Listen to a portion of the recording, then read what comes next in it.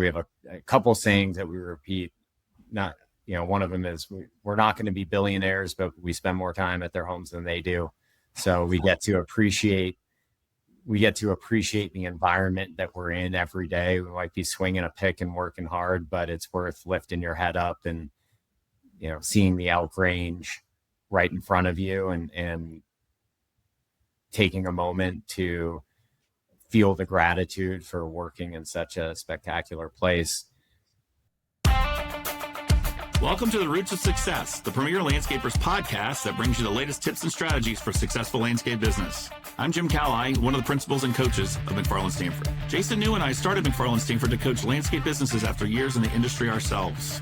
Now, more than 10 years since we began, McFarland has a deep bench of coaches and subject matter experts who work with our clients on very specific issues of business. Whether you're struggling with people, profits, or just day-to-day challenges, our coaches and guests have the real-world experience and practical advice to help you build a thriving and profitable landscape business. Good afternoon, Chris Psencik with McFarland Stanford. I'm one of the partners at McFarland Stanford. Excited to come to you today with our Roots of Success podcast, where I'd love to introduce my client and my friend, Jeff Margulies with Good Earth Landscape in Aspen, Colorado. Jeff, hello. Welcome, sir. All right. Thanks for having me. Yeah, excited for you to be able to join us. I know you and I have known each other for several years now. We've had the unique opportunity of being in a peer group together. I've been at one of your facilitators now for just over 3 years.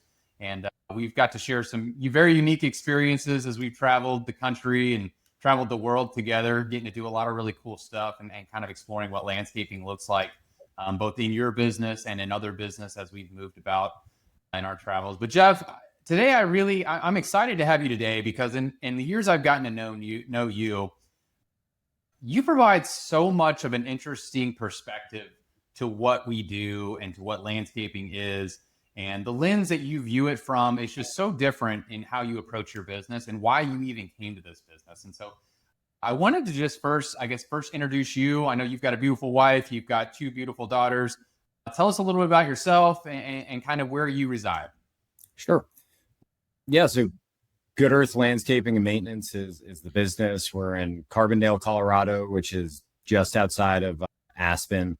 So our primary markets are Aspen, Snowmass, Basalt, Carbondale, and Glenwood, which is kind of the makeup of the Roaring Fork Valley.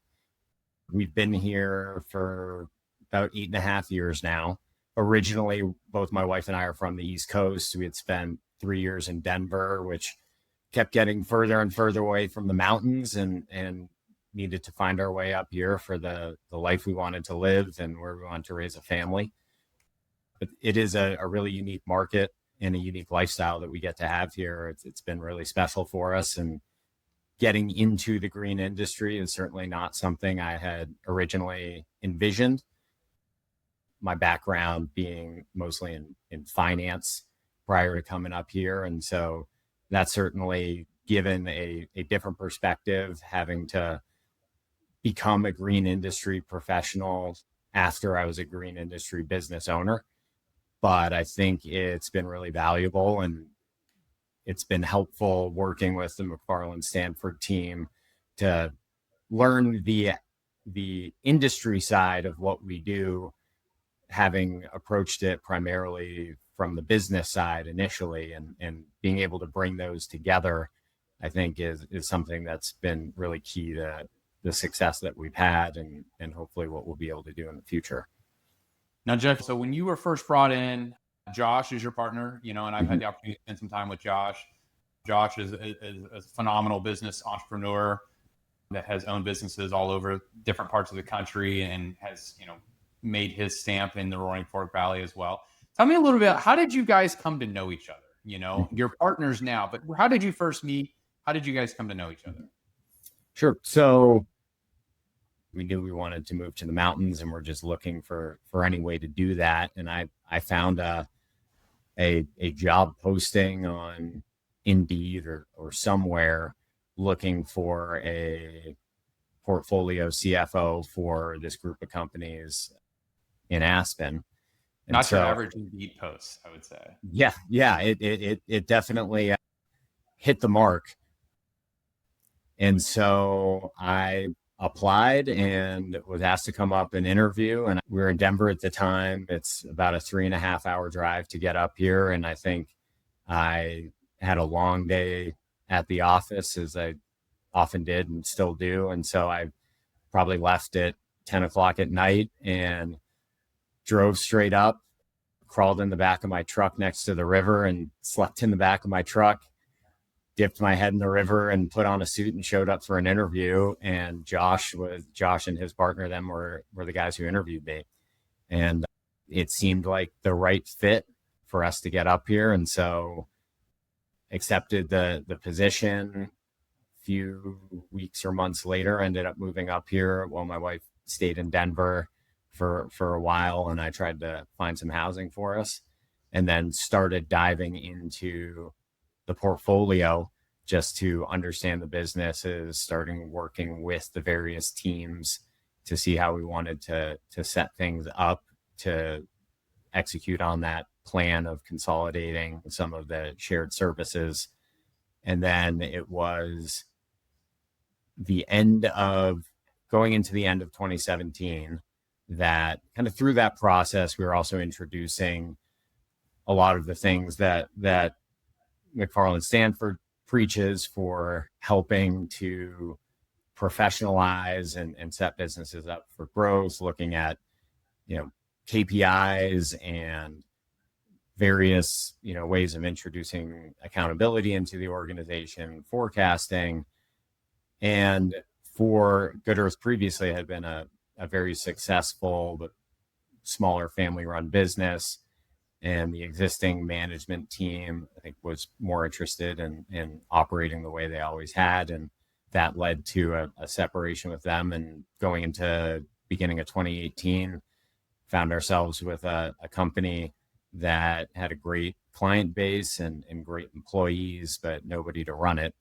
And so at that, I had moved, my wife and I had moved here, didn't have a family yet, but we had bought a house. We knew this is where we wanted to be. And it seemed that the greatest need was someone to operate Good Earth and pull it out a bit from a distressed point. And a lot of the deals I had worked on the finance side were turning around underperforming businesses. And so even though I didn't know the green industry, and I knew a fair amount about turnaround situations and threw my hat in the ring to become the primary operator at Good Earth.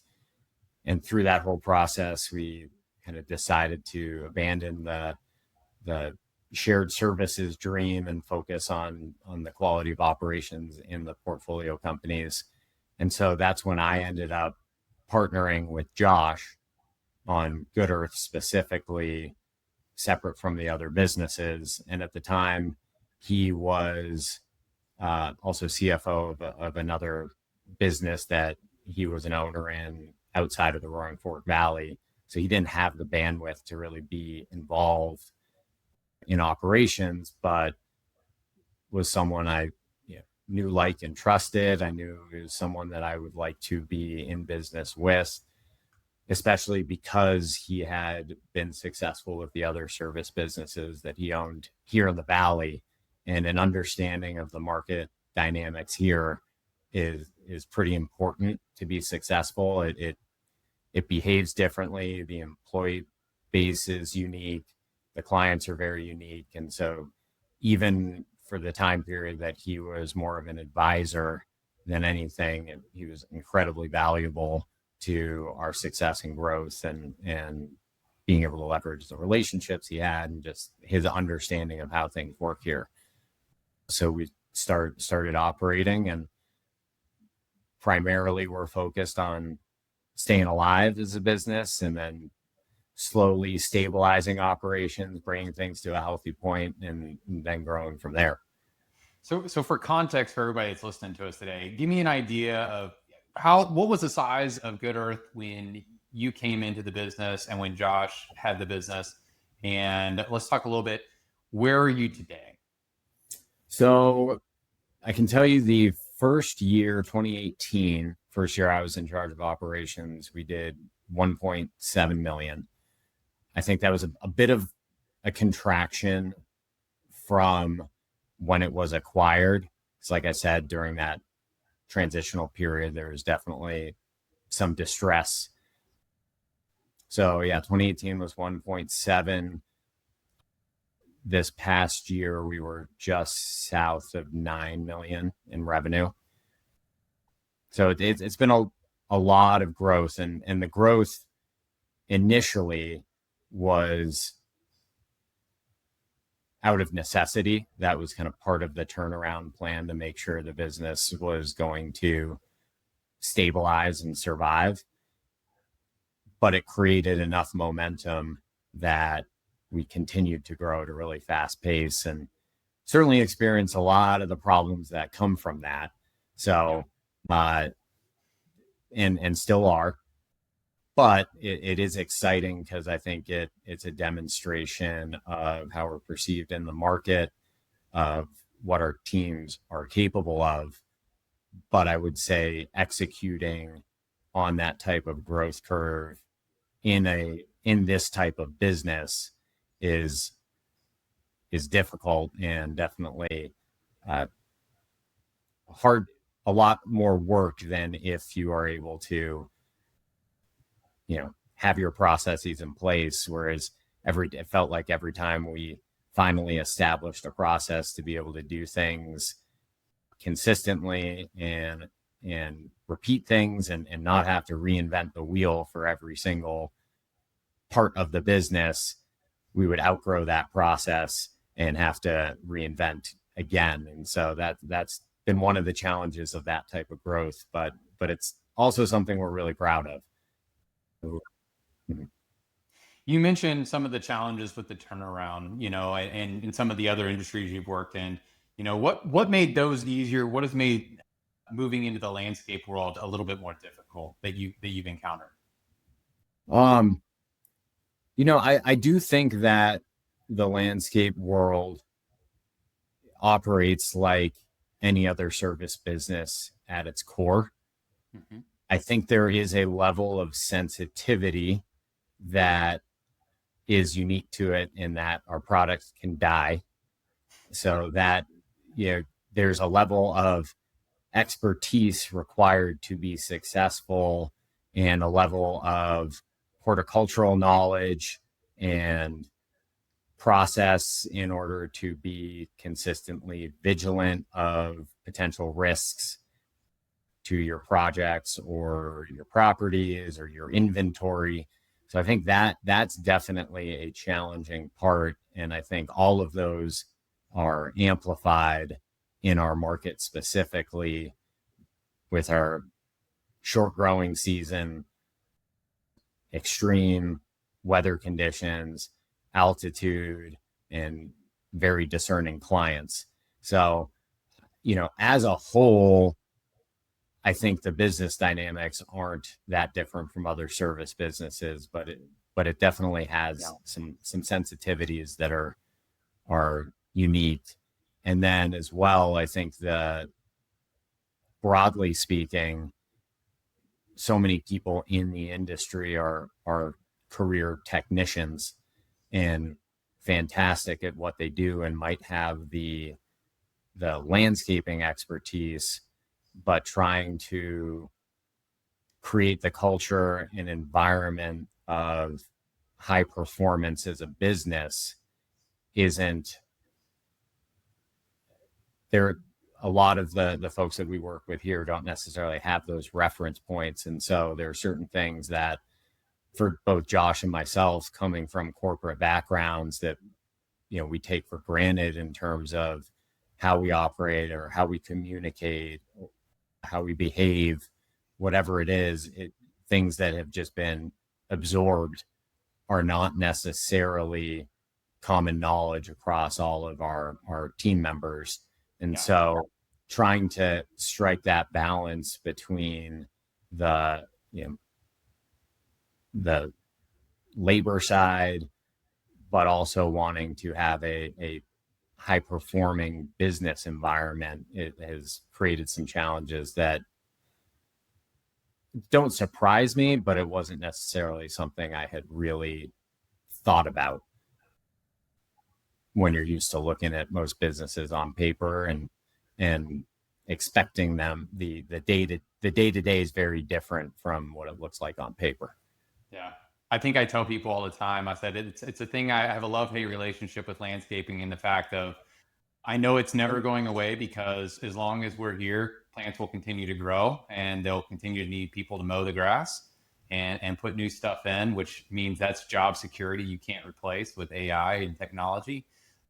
But with that comes the challenges of, it's getting harder to find people, and people is the number one name of the game. And I know, I mean, you touched on so much there with regards to the variables from what we do and how we do it to the people side of it. And I know as you run into these struggles, everybody would love to be where you are. I mean, I'm looking at the picture behind you, and Jeff, I know that is not too far away from the office window and what you look out on a day-to-day basis. And it's very different than what I look out on Interstate 75 out my window. And so I'm always attracted to where you are and what you do and the opportunity you get to have here. You and I've had the opportunity to fly fish 10 minutes from your office. You know, we've had the opportunity to get to see and explore out there and hike. And it's just such a unique opportunity. And that attracted you to the Roaring Fork Valley initially. But there's challenges that come with that. And so I know the biggest challenge is cost. You know, I know, you've worked a lot with our recruiting team. We've helped you a lot over the years with trying to find talented people in this market, but there are hurdles that you encounter. So tell us a little about, what are some of the challenges that you have with hiring strong team members in your market? Yeah, it's definitely a challenge. This is an unbelievable place to live. We reflect on it all the time, that people come from all over the world to vacation here, and we get to experience that every single day. We can be the things that I used to wait, all year long for one vacation to take a trip, I'm doing out the door after work, after the girls are asleep. So it's an unbelievable lifestyle, but it comes at a cost for sure. For us, we prioritize that over everything else, and knew there would be sacrifices we'd have to make. But because it's such a desirable destination, the cost of living is exceptionally high. Nobody lives in Aspen who, outside of the if you're lucky with employee housing, who are not, vacationing or visiting their, third, fourth, or fifth home that they have. Most of us live down valley from there, we love the Mid Valley. It's awesome, but especially post COVID, when a lot of folks were starting to work remotely and discovering places like this, it really dramatically increased the cost of housing. And we're in a geographically constrained area. We're in a valley. There's only so much land to build, and certainly, people who are protective of the environment they have. And so there's very little low cost housing available, if any. So that's a huge challenge. The same for years has been that the billionaires are pushing the millionaires down valley. So the rest of the market at one point, from once you got outside of Aspen, it was farmland and ranches and, lower cost living for a lot of the folks who work in the tourist industry and restaurants and service businesses that serve the Aspen market.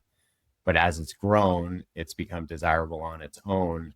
And we have employees now coming from as far as Grand Junction, which is about an hour and a half to get to our office in Carbondale, which without traffic is still 25 or 30 minutes from Aspen, where we're doing the work. And so certainly my hope has been I know there are other folks out there like me who would prioritize the quality of life here over everything else and be willing to make those sacrifices. And we're lucky that we happened to move here in 2017 when it was just expensive and not outrageous. And so we're trying to explore some employee housing options that we might be able to provide. And it's a well-known problem in our market and in other similar markets. So there's certainly a lot of efforts locally through our municipalities to create more housing options.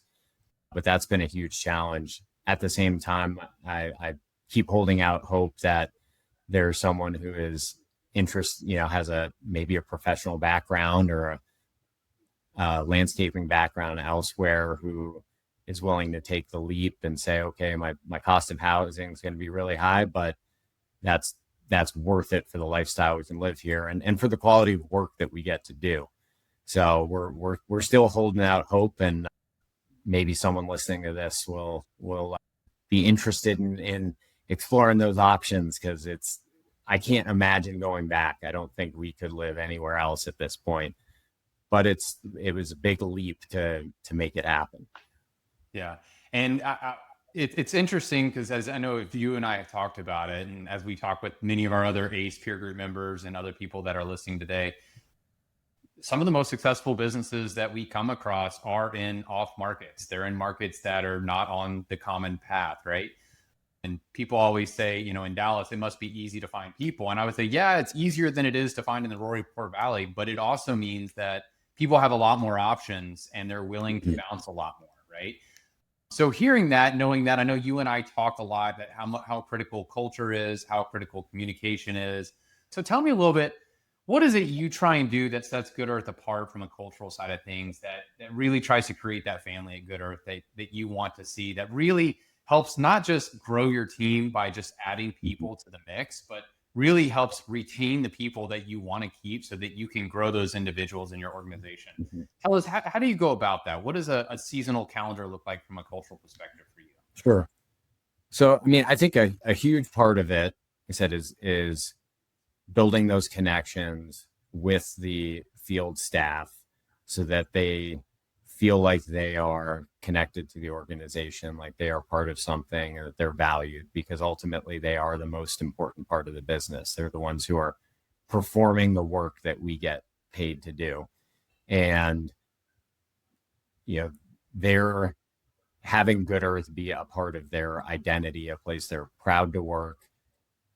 We always say the work is always hard, but doing hard things with people you care about is rewarding. Doing hard things with a team that doesn't respect you or you don't respect builds resentment. And so we really try to instill in our crews the importance of being a teammate, of hiring people and continually reinforcing with the teams that, we're here to help each other be successful, to lead by example, and make sure that ultimately individual success comes from the success of the team and your ability to help others be successful. And, rising tide lifts all ships. Yep. That's very real. And we've seen that. And when the teams are successful, the company is successful, it puts us in a position to reward people for their contributions.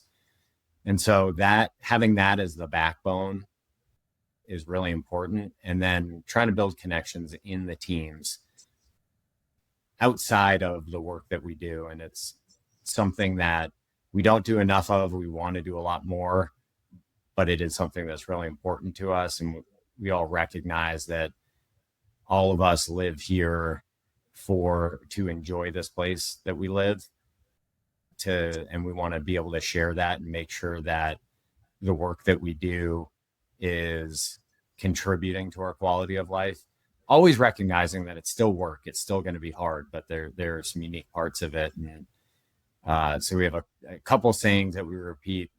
Not, one of them is we're not going to be billionaires, but we spend more time at their homes than they do. So we get to appreciate the environment that we're in every day. We might be swinging a pick and working hard, but it's worth lifting your head up and, seeing the elk range right in front of you and taking a moment to feel the gratitude for working in such a spectacular place. We try to do carne asada cookouts with some regularity. Again, with our short season, we find the pressure of deadlines and don't do it as much as we should, but we're doing one tomorrow. So we're usually, a lot of our staff in the off season works in, some of the best restaurants in the country up in Aspen. And so we'll usually hold back a couple guys for a day, and they do food prep at our office. And then as the crews roll back, we'll have a big cookout and enjoy some of that time together. And we also we recognize that there's a number of trail networks right around our office for mountain biking. And I'm a, passionate mountain biker. A lot of our folks are, and we started to realize that more of the Spanish speaking guys were also into mountain biking than we realized. And so we started called our puente rides, so bridge rides, where a good friend of mine and riding and skiing partner owns a bike shop here, and they've very generously let us donated rental bikes for us to use when we do our puente rides. And so we'll usually separate into groups based on experience and have a rotating trip leader. And the rule is you have to plan the ride. And explain it to everybody in both languages. And we'll prep for that and help them feel comfortable explaining it. But it's kind of some sneaky leadership training for whoever the trip leader is. And ultimately it's a way to connect again, especially cross-culturally, over a shared passion for riding bikes in the mountains. And so that's been a lot of fun as well. And we have a long list of other things we really want to do. And if we can ever find the time to stop working and do that together. But those it's been a really good start for creating the culture that we want to have in the future, and seeing those glimpses of people who may not have otherwise been able to connect outside of work, really enjoying each other's company.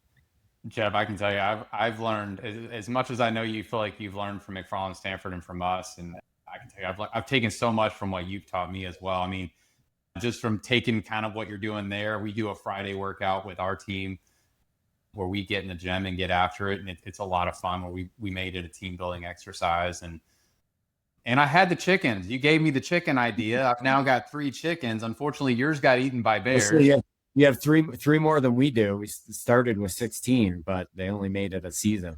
Yeah. Unfortunately, you have other variables that I don't have to contend with here in the city of Dallas. But so we still have chickens, but unfortunately, maybe one day we'll see some at your place again. But well, Jeff, I guess, as you've now been in the industry now for several years, I can't call you new to this anymore, but now you've done it long enough.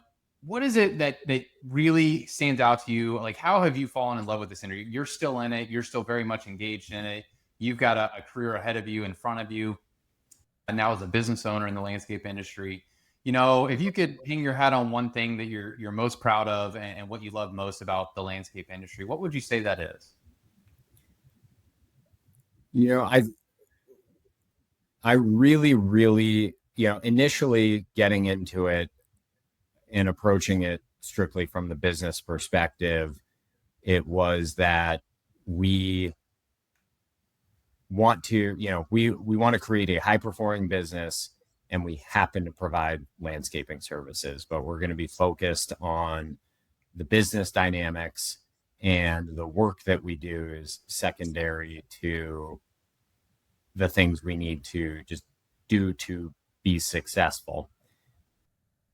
And I mentioned earlier, I studied the history of architecture undergrad. I thought I was going to be an architect. So I have always enjoyed and appreciated design and the built environment.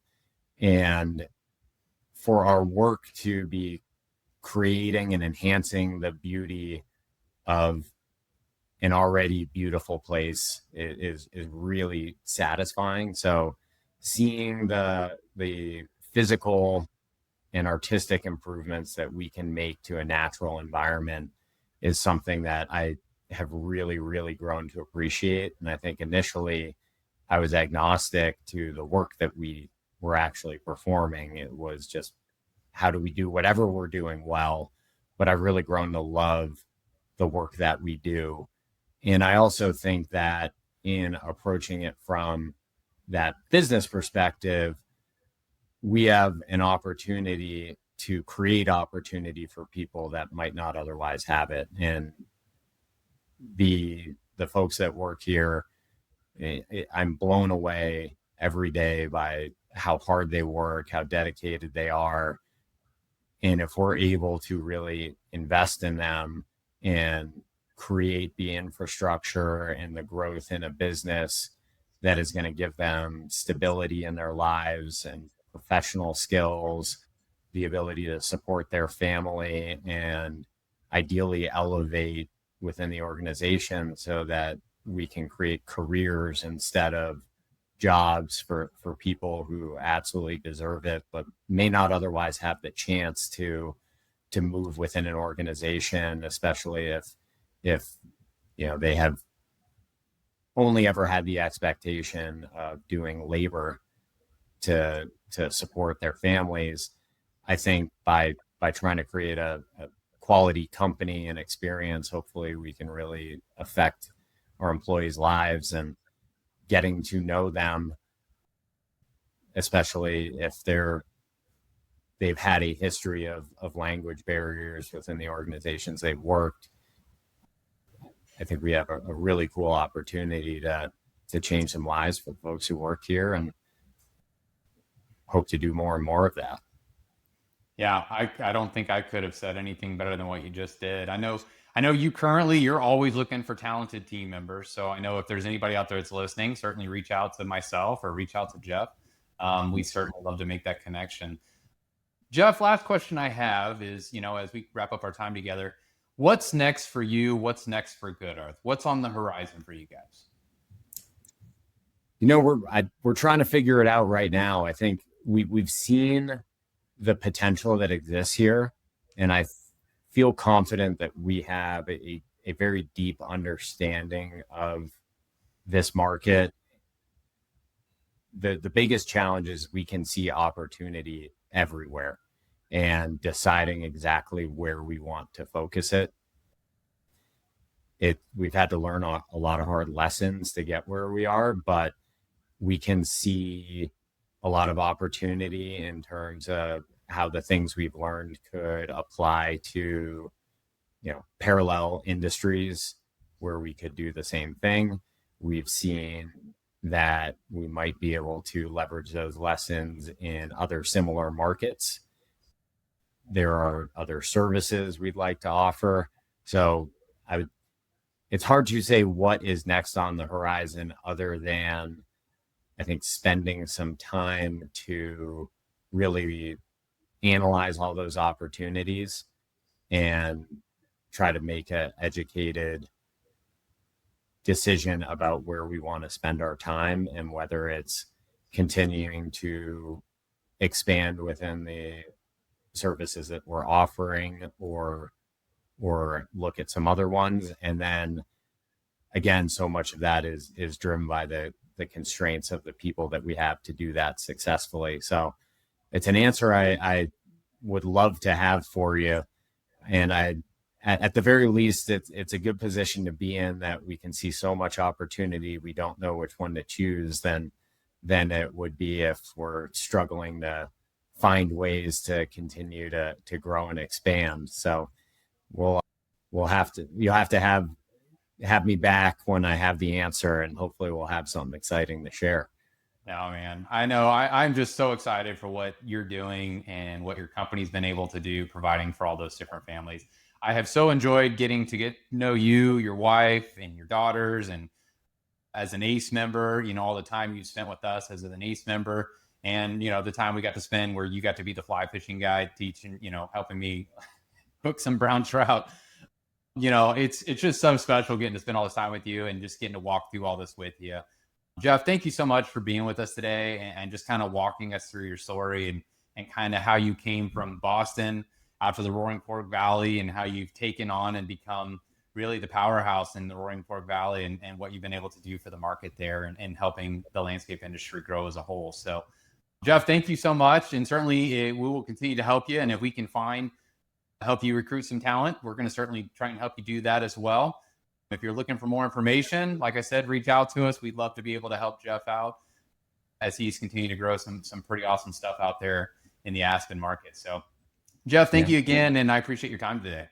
Yeah, well, thanks for having me. And, the McFarland Stanford team has been critical to everything we've done and will continue to do. And there are a lot of trout that need catching, so I hope we can get you back out here soon. Looking forward to it, man. Awesome. Thank you so much, Jeff. Thank you for listening to this episode of Roots of Success, brought to you by the subject matter experts at McFarland Stanford. Have a question you want our coaches to tackle in a future episode? You can submit that at mcfarlandstanford.com/podcast.